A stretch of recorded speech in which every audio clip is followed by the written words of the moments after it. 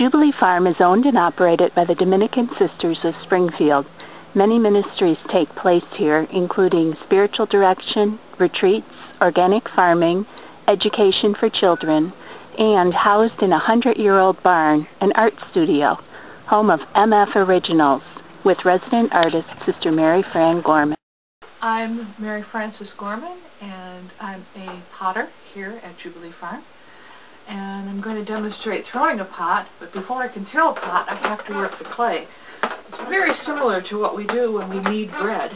But the idea is to make sure that all of the air bubbles are out of the clay.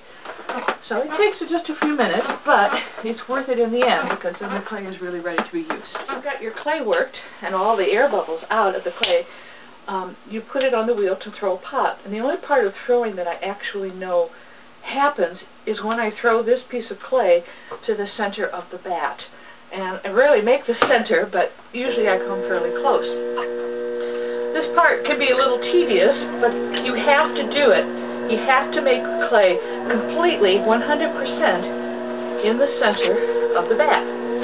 So you do that by applying pressure, and then you use the movement of the wheel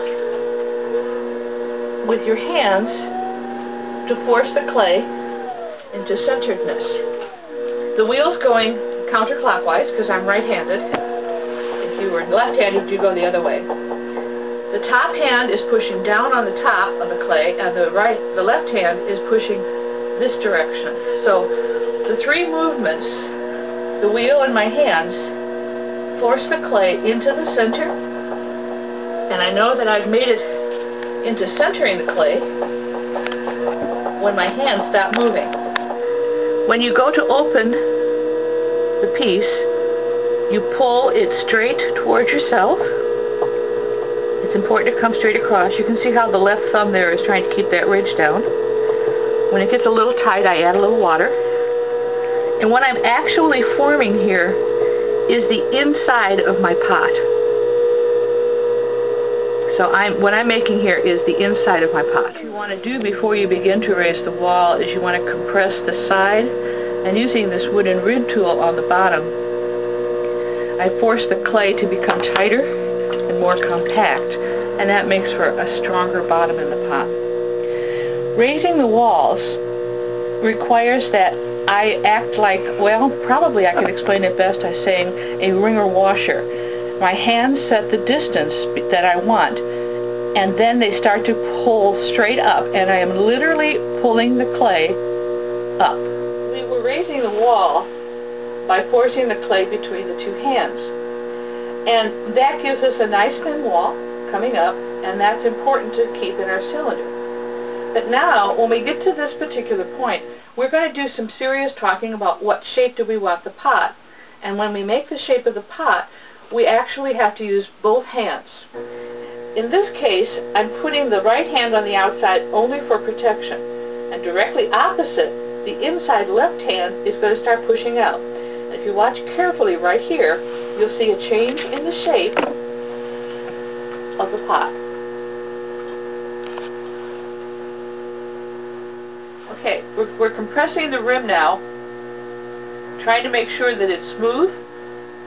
It doesn't have any hard spots that might get later on caught on someone's hand. And in order to make a lid for this particular piece, I'm going to need to do some measuring, but I want to make sure that this is standing up fairly straight at about a 90-degree angle and not slanted over. Because the bats keep the pot permanently on there until I wire them off.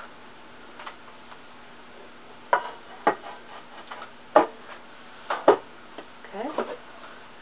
And to see if it fits, I simply turn the lid upside down. See if it fits over the top.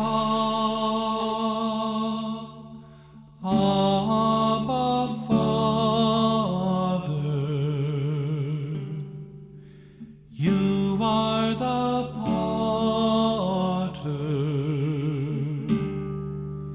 we are the clay. The work of your hands